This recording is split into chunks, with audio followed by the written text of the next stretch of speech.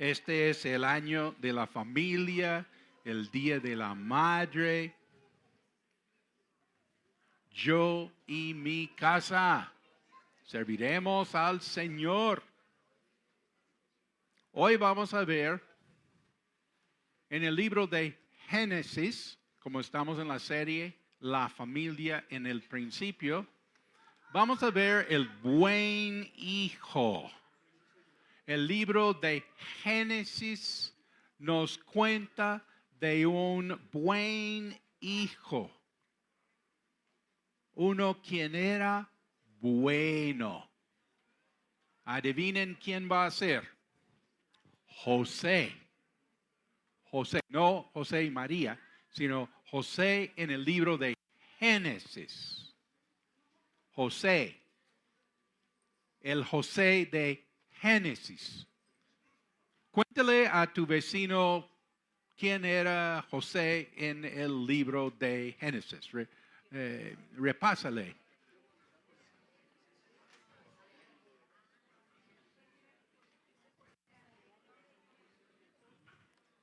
José en el libro de Génesis.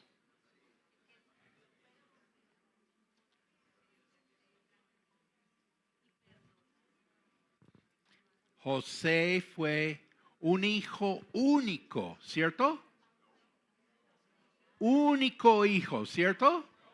No, él tenía los hermanos, quienes lo querían muchísimo. No, es que querían era matarlo.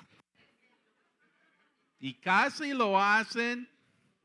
Y bueno, resulta el hombre expulsado, José, vendido a la esclavitud y termina en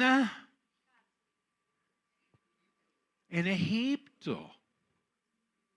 Y va a estar en Egipto y Dios lo va a prosperar. Los hermanos no saben que eso hubiera pasado. ¿Sí?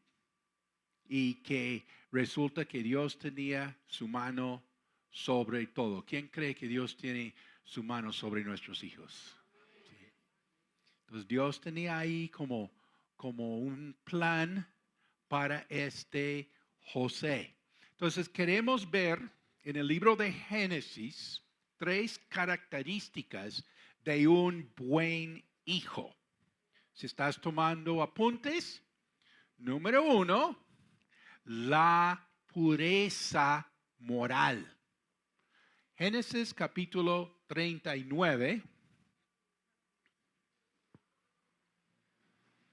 Leyendo en la Nueva Versión Internacional, dice, cuando José fue llevado a Egipto, los ismaelitas que lo habían trasladado allá lo vendieron a Potifar, un egipcio que era oficial del faraón y capitán de su guardia. Ahora bien, el Señor estaba con José y las cosas le salían muy bien.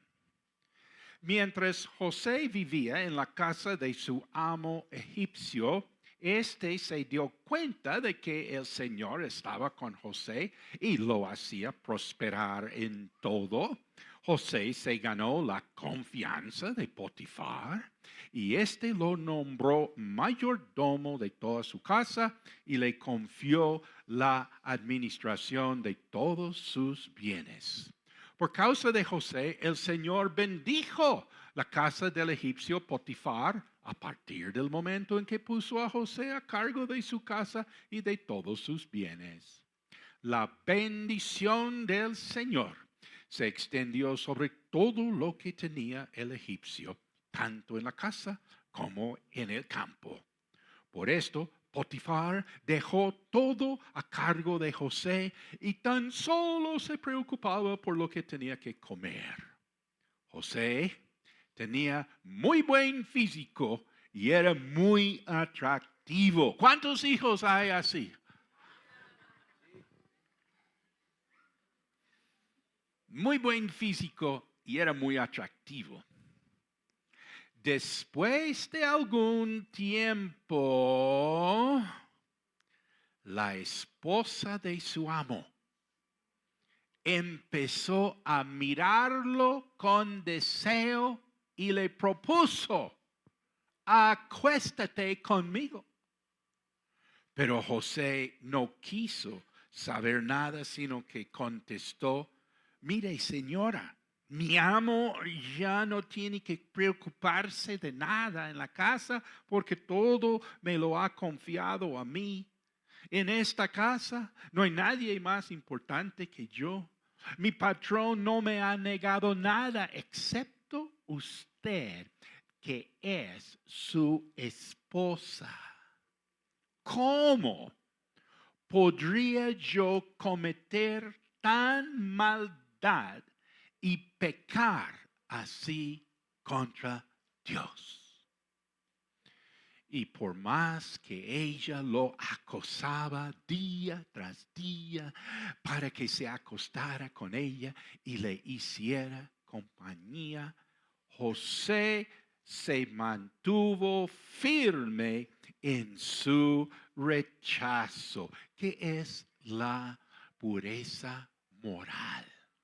Es a mantenerse firmes en el rechazo a los ofrecimientos de este mundo. José, ¿quieres subrayar en tu Biblia? José se mantuvo firme en su rechazo. Un día, en un momento en que todo el personal de servicio se encontraba ausente, José entró en la casa para cumplir con sus responsabilidades. Entonces la mujer de Potifar lo agarró del manto y rogó: acuéstate conmigo. Pero José, dejando el manto en manos de ella, salió corriendo de la casa. No hay niños, ¿cierto? No hay niños. ¿O deben estar los niños? Los niños deberían estar aprendiendo esto desde antes. Pero bueno, ok. Esto es ¿qué? La pureza moral. ¿Cómo se ve la pureza moral? Dice, salió corriendo de la casa. Imagínate, no se despidió. Qué mala educación, ¿no? No, ¿qué va? ¿Qué educación? Salió corriendo de la casa.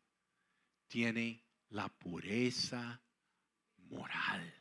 Buen hijo. Hicieron bien con él en esa crianza.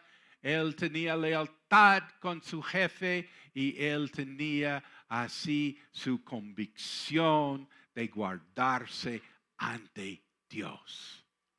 Primero, un buen hijo. Pureza moral. Segundo, la lealtad con la familia.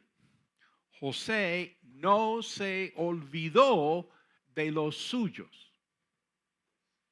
Los hermanos dejaron a José para morir y pues por la mano de Dios, él no se muere y se lo llevan unos comerciantes a venderlo en Egipto como esclavo.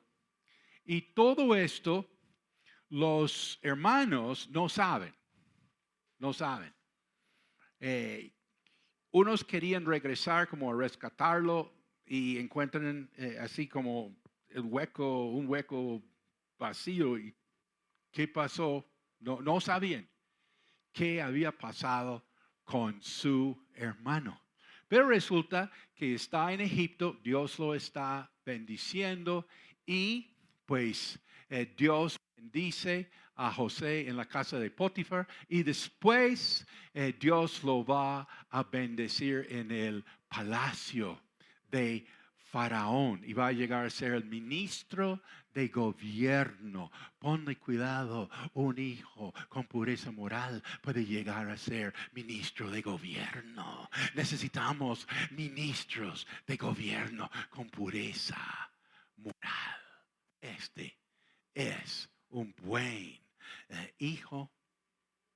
Entonces vemos que José tendrá lealtad con la familia, no se olvidará de sus hermanos. Génesis capítulo 43 describe cuando los hermanos ya pereciendo de hambre en su tierra, tuvieron que ir a Egipto a buscar comida. Es la única manera de sobrevivencia. Si se quedan en lo que hoy en día llamamos Israel, se mueren de hambre. Entonces se van a Egipto y ellos se van a entrevistarse, imagínate, con José. Ellos no saben quién es José, pero José bien sabe quiénes son ellos. Lo más importante para un gobernante es saber quién está entrando en su país. Si quieres saber qué debe hacer un gobernante, es saber quién está entrando en este país. Y José está muy pendiente que llegaron unos ahí y como de una tierra ahí que le suena y resulta siendo sus hermanos. Él bien los reconoce, ¿sí? Pero ellos no saben quién es él. Y entonces se hace una reunión así más íntima y que vamos a ver que qué ocurre ya teniendo José la oportunidad de preguntar más cosas a sus hermanos sin ellos saber quién era José. Génesis capítulo 43 dice, cuando José entró en su casa, le entregaron los regalos que habían llevado y se postraron rostro en tierra ante él. Es que cuando uno va a otro país a pedir favor, se lleva regalos, se rinde así la pleitesía, así al gobernante. Y esto es lo que está ocurriendo en esta reunión más íntima. Y José les preguntó cómo estaban. Y añadió, ¿cómo está su padre, el anciano del cual me hablaron? ¿Vive todavía? Claro, José quiere saber de su padre. Aquí están los hermanos, pero ¿su padre vive todavía? Nuestro padre, su siervo, se encuentra bien y todavía vive, respondieron ellos. Enseguida se arrodillaron y se postraron ante él para honrarlo. José miró a su alrededor y al ver a Benjamín, este chiquito, es el hermano que él no conocía. Al ver a Benjamín, su hermano de padre y madre, es que los otros hermanos eran del padre y de diferentes madres, pero este es su hermano de padre y madre. José miró a su alrededor y al ver a Benjamín, su hermano de padre y madre, preguntó, ¿es este su hermano menor del cual me habían hablado? Que Dios te bendiga, hijo mío. Conmovido por la presencia de su hermano y no pudiendo contener el llanto, José salió deprisa, entró en su habitación y allí se echó a llorar. Después se lavó la cara y ya más calmado salió y ordenó: sirvan la comida. José no se olvidó de sus hermanos. José tuvo lealtad con su familia. Este es un buen hijo. Es impresionante cómo una persona puede irse del país y olvidarse de todo. Eso es como preocupante, ¿sí? A encontrarse con personas. ¿Y qué? ¿Y tus hermanos? Yo no sé. ¿Sí? No. Ya uno se fue y se fue. Y se olvidó de su parentesco. Pero no, José se acuerda de ellos. Y dice, a José le sirvieron en un sector y a los hermanos en otro, y en otro más a los egipcios que comían con José. Los egipcios no comían con los hebreos porque para los habitantes de Egipto era una abominación. Los hermanos de José estaban sentados frente a él de mayor a menor, y unos a otros se miraban con asombro.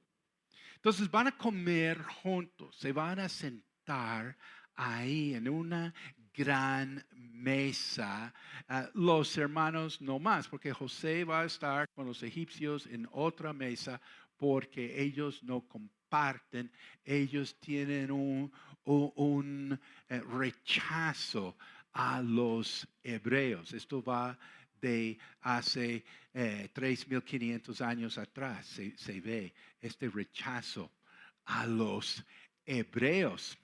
Y aquí tenemos el detalle que los hermanos van a ser sentados en su orden de nacer.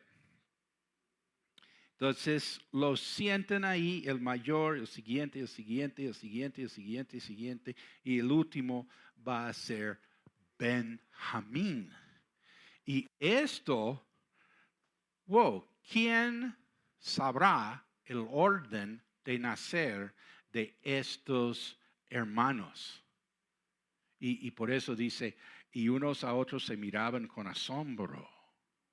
¿Alguien aquí es de una familia grande? Muchos hermanos.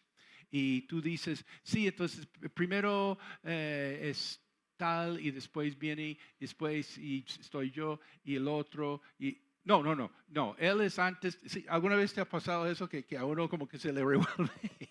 A la mamá no. La mamá sí sabe, mejor dicho, este es el mayor, este es el siguiente, este sí, eso sí no hay equivocación, pero para uno, sí, a veces hasta uno ahí como que se enreda ahí recordando el orden de nacer. Y los egipcios sentaron divinamente a estos hebreos según su orden de nacer. Esto está como que, y unos a otros se miraban con asombro. Tercera característica de un buen hijo. ¿Qué va a pasar ahora? El perdón. Tenemos la pureza moral, tenemos la lealtad con la familia y vamos a tener el perdón. José perdonó a sus hermanos. En Génesis capítulo 50. Ya ha pasado el tiempo, José se les presentó como hermano de ellos. Y entonces mandó a traer a su papá. Se instalaron estos hebreos en Egipto, sobrevivieron el hambre y tenemos pues un reencuentro tan especial, José con su padre, Jacob y todo. Pero pasa el tiempo y Jacob muere. Dice aquí, los hijos de Jacob hicieron con su padre lo que él había pedido. ¿Qué es lo que Jacob había pedido? Dice, lo llevaron a la tierra de Canaán y lo sepultaron en la cueva que está en el campo de Macpela frente a Mamre, en el mismo campo que Abraham había comprado a Efrón el hitita para sepultura de la familia. Es que Jacob había dejado instrucciones a sus hijos en cuanto a su entierro. ¿Quiénes aquí ha dejado instrucciones a sus hijos en cuanto a su entierro? Vemos que es bíblico. Dejar instrucciones a sus hijos en cuanto a su entierro. Jacob dijo, ni que se les ocurra enterrarme aquí en esta tierra de Egipto. Esta no es la tierra que Dios prometió para mi descendencia. Yo quiero estar. Cuando yo salga de esta vida, llévenme otra vez a Canaán. ¿Sí? Que no digan, bueno, aquí, no. Todos sabían que tenían que llevar los restos de su papá a Canaán. Y dice que cuando regresaron, mira, es recomendable decir a tus hijos donde tú quieres ser enterrado. ¿Sí? ¿Por qué? Porque cuando llegue ese día y los hijos no saben qué hacer y comienzan a decir diferentes cosas y cada uno tiene su concepto, ahí mismo en el pleno luto tenemos conflicto de familia, tenemos un ambiente hartísimo porque a uno no le parece que aquí y el otro quería era allá y todo. Ayude por favor a su familia, diga su merced qué es lo que quiere. Si quiere estar enterrado en Egipto, perfecto. O quiere que se lo lleven a Canaán, lo que quiera, pero haga eso bien claro. Y yo recomiendo otra cosa, si es su sentir. Dígales a los suyos, mire, que no me hagan una misa. No ven que yo soy cristiano. No es que yo los crié en los caminos y disciplina del Señor. Y que no me hagan una misa, por favor. Y que todo el mundo sepa. Para que después no estén haciéndole una misa. Uno dice, un hermano de toda la vida en la iglesia, pero no va a tener sus exequias en la iglesia cristiana. Porque hay familia que quiere en otro lado. Y eso se respeta divinamente si ese es el deseo suyo. Pero si no es el deseo suyo, hable ahora. O no habrá una reunión para honrar a Dios y predicar el evangelio como a usted siempre le ha servido. No habrá para su familia porque no dijo. Y bueno, entonces se va por otro lado. Estamos hablando en el año de la familia, ¿cómo te parece? Y dice aquí, luego de haber sepultado a su padre, José regresó a Egipto junto con sus hermanos y con toda la gente que lo había acompañado. Al reflexionar sobre la muerte de su padre, los hermanos de José concluyeron, mira, los hermanos de José, a ellos les ha ido bien hasta ahora, porque pues este ministro de gobierno los recibió en su país y todo, y resultó siendo su propio hermano, y todo bien, y con el papá, y todo, pues las cosas marchaban bien. Pero cuando ya no esté el papá, ¿qué va a pasar? ¿Sí? Estos están preocupados. Ellos sabían que José quería muchísimo a su papá y entonces pues es que el papá hace que la familia, sí, pero cuando no estén los padres, que la familia tiende que a desbaratarse, ¿sí? Cuando están los papás, los hijos se reúnen y todo, pero cuando no estén los papás, ¿qué va a pasar? ¿Sí? Estamos hablando de diferentes conceptos de la familia, ¿sí? Cosas bíblicas que nosotros queremos inquietarnos ahora y queremos poner así un camino.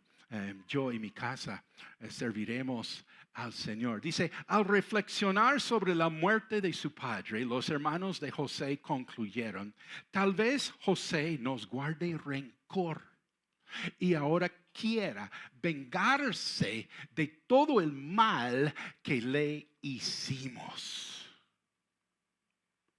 Por eso le mandaron a decir, antes de morir, tu padre dejó estas instrucciones.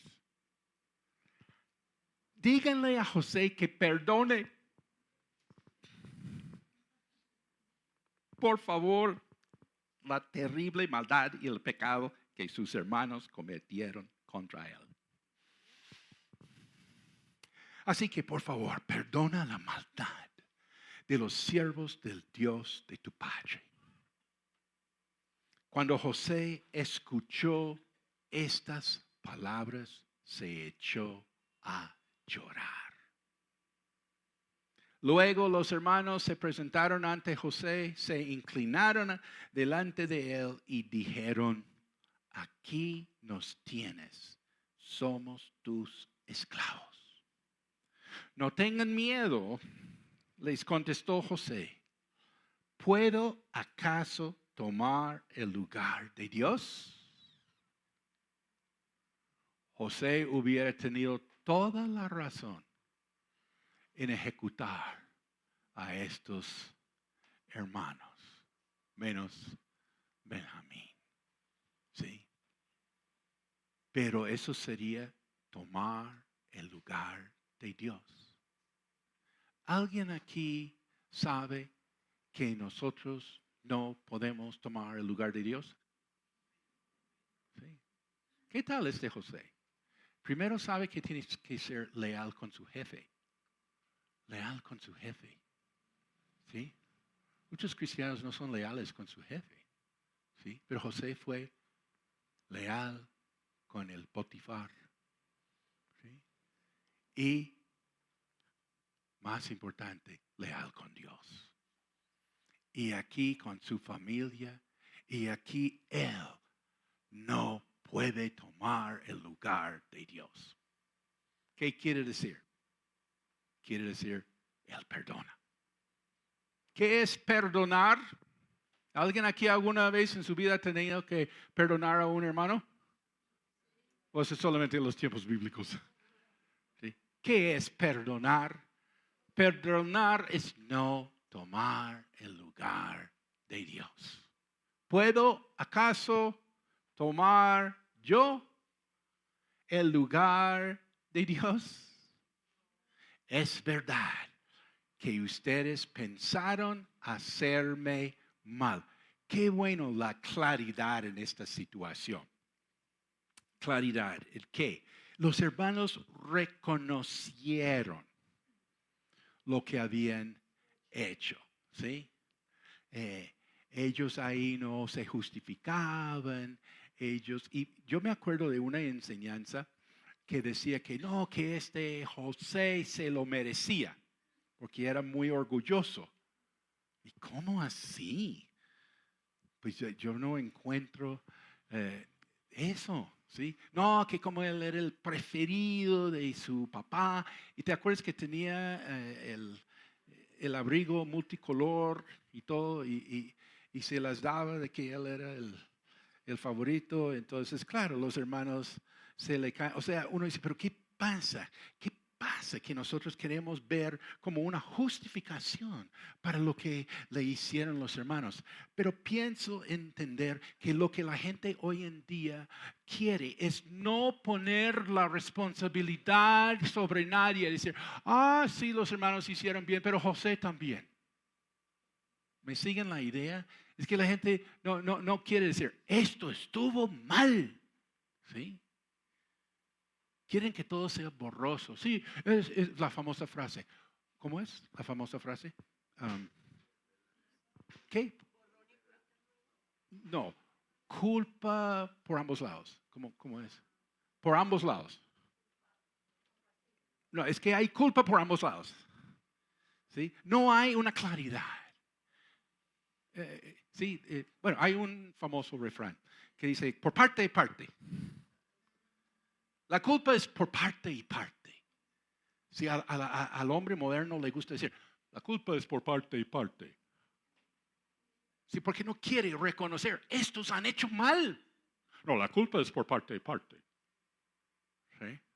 Bueno, ¿a qué voy? Pues mira, no hay reconciliación si no hay reconocimiento. Ellos, estos benditos hermanos, reconocieron lo que hicieron. ¿Sí?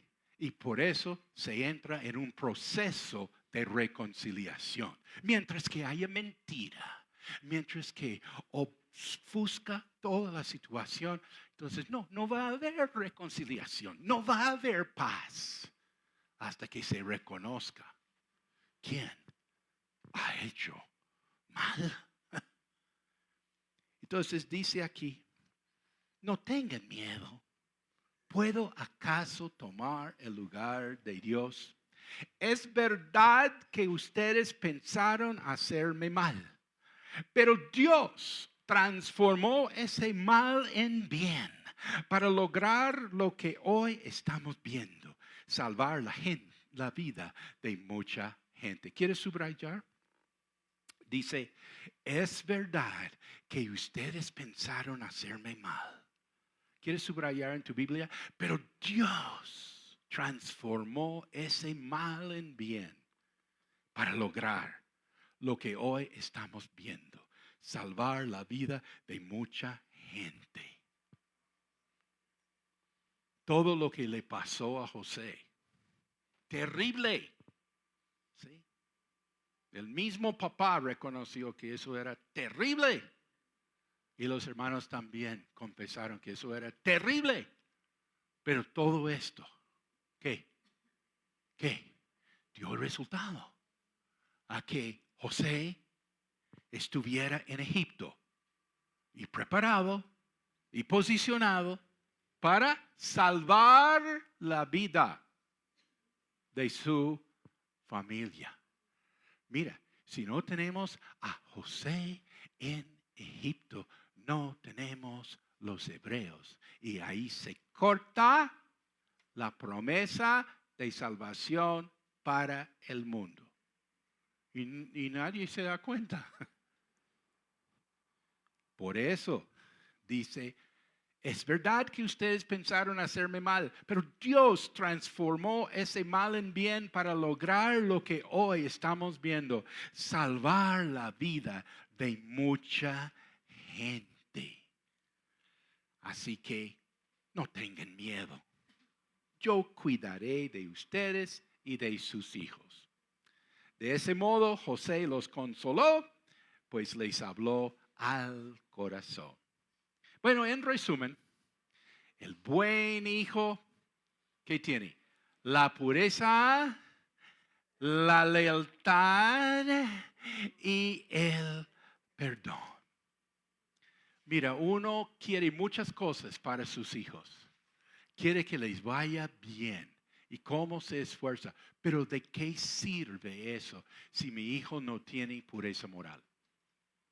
¿De qué importa eso si no tiene lealtad con su familia? ¿Y cómo le irá en esta vida si no es capaz de perdonar a sus hermanos? Bueno, diciéndolo de otra manera, Jesucristo dijo, ¿de qué aprovechará el hombre si ganare el mundo entero y perdiere su alma? Vamos a comentar sobre el mal hijo, porque la Biblia no solamente habla del buen hijo, también habla del mal hijo. ¿Tú crees que hay buenos hijos en esta vida? ¿Tú crees que hay malos hijos en esta vida? ¿Sí los hay? ¿O solamente en tiempos bíblicos? No, es que hay buenos hijos y hay malos hijos. ¿Y cómo así? Pues primero, el mal hijo no es puro. Proverbios 29, versículo 3 dice, el hombre que ama la sabiduría alegra a su padre, mas el que frecuenta rameras perderá los bienes. Esto afecta al padre.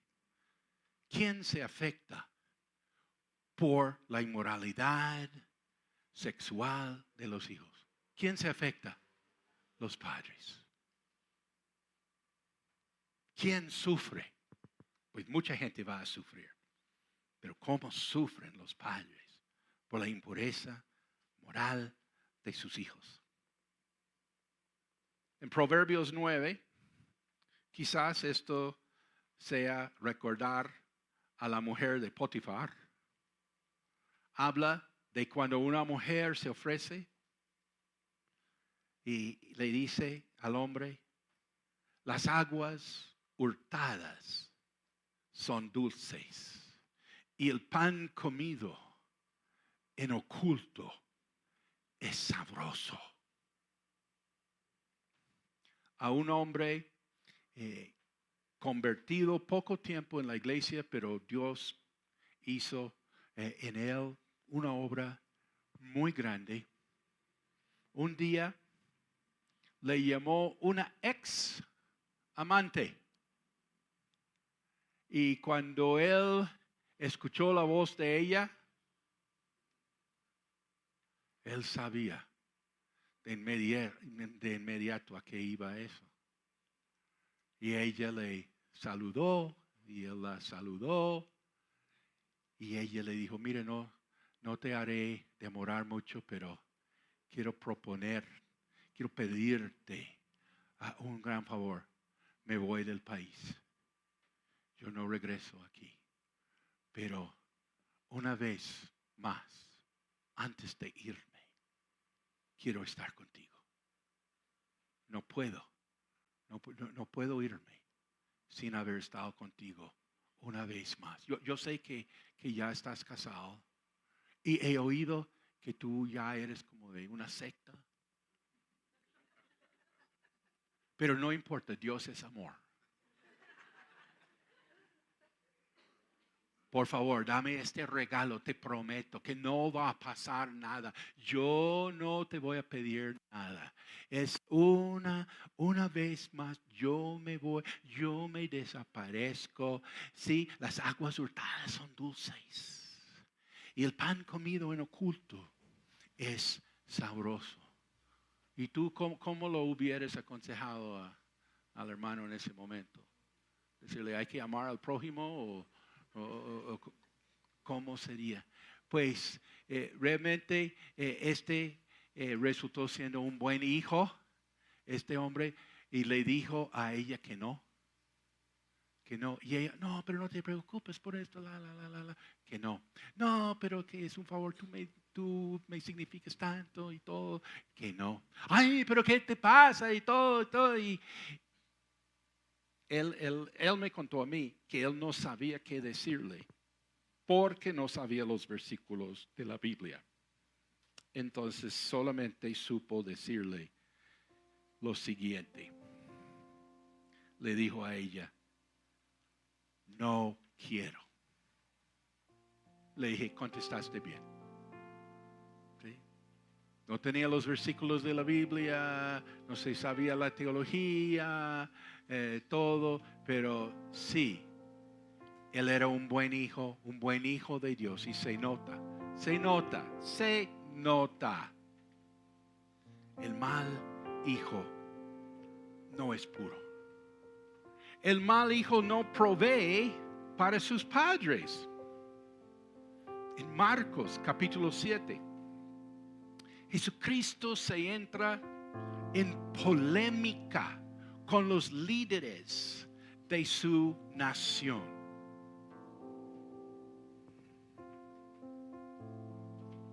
Si vamos a ser buenos hijos, vamos a entrar en polémica con los líderes de la nación. Jesús entró en polémica con los líderes de su nación. Marcos capítulo 7, hablando a los pastores, líderes espirituales de Israel, quienes en efecto gobernaban la nación. Les dijo: qué buena manera tienen ustedes de dejar a un lado el mandamiento de Dios para mantener su propia tradición. O sea, Jesús habló así a los líderes de su nación, que ellos no estaban siguiendo el mandamiento que se les había entregado. Estaban manteniendo, buscando sus propios intereses. Moisés dijo: honra a tu padre y a tu madre. Y también, el que maldiga a su padre o a su madre será condenado a muerte. Ustedes, en cambio, enseñan que un hijo puede decir a su padre o a su madre: cualquier ayuda que pudiera haberte dado es corbán. ¿Qué es corbán? Bueno, la Biblia explica. Dice: es decir, ofrenda dedicada a Dios. Y en ese caso, ustedes ya no le permiten hacer nada por su padre ni por su madre. Así, por la tradición que se transmiten entre ustedes, anulan la palabra de Dios y hacen muchas cosas parecidas. El mal hijo no provee para sus padres. Hasta Jesucristo dice que ese hijo tiene que proveer. Es la ley de Dios, es la ley de Dios. El hijo tiene que proveer para su padre y su madre. Y ellos tenían ahí: no, que es una ofrenda corbán. Ofrenda corbán, que es para el templo, ¿sí? Y que uno enseñan a sus discípulos: dígales a sus padres que lo que usted pudiera haber dado para la provisión de ellos, no, tocó entregarlo en el templo. El mal hijo no provee para sus padres. ¿Cuántas veces se ha visto en esta vida, digamos en una familia numerosa, y uno solo de los hijos es cristiano? Uno solo. Varios hermanos, pero uno solo es cristiano. Esa es la primera escena. Segunda escena: ¿en cuántas ocasiones se ve que en una familia numerosa, muchos hijos, pero resulta que solamente uno de los hijos se preocupa por sus papás?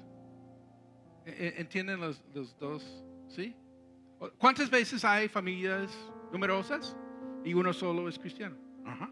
¿Y cuántas veces hay familias numerosas, pero uno solo está pendiente de los papás? ¿Sí? ¿A qué voy? ¿A qué voy? Es una observación. Pues de la perspectiva pastoral, de tener el privilegio de conocer muchas situaciones, millares de situaciones. Resulta que, qué coincidencia. ¿Qué? ¿Quién es el que está mirando por esos papás? ¿Quién? Adivina, adivina. ¿Sí? Son varios hijos. Uno dice, no, ¿con cuántos hijos? Pues ya esos viejos están bien. No, pero no es así. Es que es uno solo. Es uno solo. ¿Y qué? Uno solo de estos es Cristo. No es siempre el empate ahí. No es siempre. O sea, no estoy aquí diciendo que solamente el cristiano se preocupa por sus padres. Ese es un absurdo. Y yo también puedo contarle mucha observación. Conozco un caso que me fascina, que un hijo próspero, él da para su mamá cada mes, no su sostén, porque ella está organizada, porque en la familia hicieron como la Biblia dice, que no son los hijos que ahorran para los padres, sino los padres que ahorran para los hijos. Y bueno, o sea, no es una cuestión de sostén, pero este hijo así, no cristiano, porque quiere, le da a su mamá mensualmente una partida, un sueldo mínimo mensual, para que gaste en lo que quiera. ¿Sí? No es para su cuidado, no es para su mantenimiento, no es para su alimentación, no es para su salud. No es. Él le dijo, mira, mami, te voy a estar entregando cada mes. Cuando él estaba comenzando en su empresa. ¿Sí? Él pensó en su mamá. A su merced le voy a entregar una plática, pero esa plática no es para sus gastos. Necesita para gastos, avise por otro lado, pero esto es para su merced. Gásteselo en lo que usted quiera. A mí me parece ejemplar. Y no es cristiano, ¿sí? Me hago entender. El mal hijo no provee para sus padres. Y tercero, el mal hijo no perdona. ¿Y por qué no perdona? Porque el hombre pone límite al perdón. Dice en Mateo capítulo 18, entonces se le acercó Pedro. Pedro se le acercó a Jesús y le dijo, Señor, ¿cuántas veces perdonaré a mi hermano que peque contra mí? ¿Cuántas veces? ¿Hasta 7? Es que Pedro es un buen judío, porque los judíos eran enseñados a perdonar. ¿En cuántas culturas no hay perdón? Estudia la historia de este mundo, 6,000 años de historia, y vas a ver en las culturas no hay perdón, pero en el judaísmo sí. Imagínate, 7 veces. Pedro sabía que como judío tenía que perdonar 7 veces. Y de pronto uno dice, ay, pero eso no es mucho. Tú ni siquiera has perdonado una vez. Y tienes a Pedro como poca cosa. No has perdonado ni una vez. Menos 3 veces. Ni 5. Y no, 7 veces, nada que ver. O sea, Pedro está aquí como un buen hijo. ¿Cuántas veces? Hasta 7 veces. ¿Sí? Hasta 7 veces. Jesús le dijo, no te digo hasta 7, sino aún hasta 70 veces 7. Es que el hombre quiere poner límite. Ok, tengo que perdonar a mi hermano. Ok, pero ¿cuántas veces? Hasta 7. Hasta 70 veces 7. Por favor, en las familias de la iglesia, no esperemos a que los viejos parten a arreglar los problemas entre los hermanos. ¿Cuántas veces he ido a la funeraria? Y yo conozco esta familia. Y me doy cuenta que no está, o que no está, o que... Y me dice, no quiso venir porque... Y uno sabe que no quiere verse con los hermanos. Está en su luto en su casa. O no hizo el viaje porque ya se olvidó de esa gente. Ok. Y en otros casos, llego a la funeraria y me dicen, pastor, qué bueno que viniste, es que acabamos de hablar entre nosotros. Y ahora somos familia. Gloria a Dios. Gloria a Dios. Pero qué tristeza que no lo hubieran hecho estando el viejo. ¿Sí?